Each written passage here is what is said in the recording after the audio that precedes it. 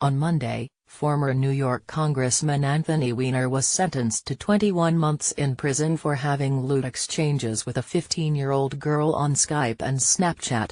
The sentencing was just the latest act in Mr. Weiner's nightmarish downfall fueled by his compulsive sexting habit. Mr. Weiner cried as he pled guilty to one count of transferring obscene material to a minor, a crime that carried up to 10 years in prison. "I acted not only unlawfully but immorally, and if I had done the right thing, I would not be standing before you today," he told Judge Denise L. Cote in Manhattan. "I was a very sick man for a very long time," he said. Indeed, his behavior fits a commonly understood definition of addiction, which is persistent engagement in a behavior despite negative consequences. And those consequences were epic: loss of his congressional office in 2011, the implosion of his mayoral bid in 2013, public humiliation, the dissolution of his marriage and accusations of jeopardizing Hillary Clinton's presidential bid. "I've had a disease but I have no excuse," he continued. "I accept complete and total responsibility for my crime. I was the adult."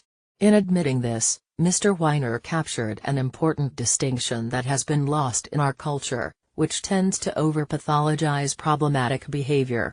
He didn't blame his disease. He knows that there is a difference between having a compulsion and acting on it.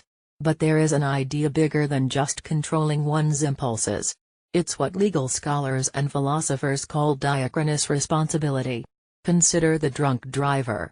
Once he is tanked up on whiskey and heading to his car to drive home, it is unrealistic to expect that he will instead amble to the closest Starbucks to sober up or call someone to drive him home.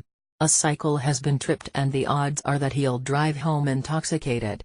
If he kills someone, it's no excuse. That's because he had ample opportunity to be responsible when he was sober and walked into the bar. That was his first mistake, and a totally avoidable one. According to Stephen Morse, a law professor at the University of Pennsylvania, a person can be responsible for the ultimate harm, even if that person is somehow not responsible at the moment of committing an act, as long as three conditions are met. He must a.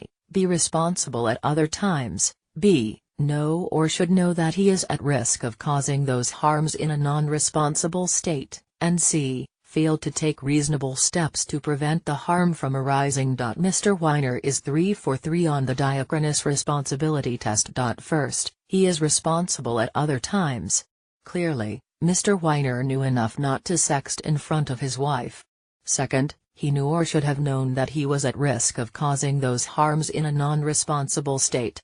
Mr. Weiner is an intelligent man who had watched his life crumble years before the offense. And third, he failed to take reasonable steps to prevent the harm from arising. Addicts, pedophiles and others are in the same situation when they are not overwhelmed by their desires, Mr. Morse told me. They need to be held accountable if they don't take steps to tie themselves to the mast to avoid being overwhelmed. The mast reference here is to Ulysses, literature's most famous subject of temptation, who tied himself to the mast of his ship to keep from submitting to the siren's call. Ulysses's self-regulation led the political philosopher John Elster to coin the idea of Ulysses contracts. For example, a gambler might tell his local casino to bar him from entering in the first place. In Mr. Weiner's case, that contract might mean putting parental controls on his own laptop, or even not owning a smartphone. This may sound odd, but I admire Anthony Weiner for what he did on Monday. He stood tearfully before the judge and acknowledged several compatible truths: that he was responsible for his action, that he is accepting the consequences, and that he needs help so that he can liberate himself from those compulsions, or, at the very least, stop acting on them.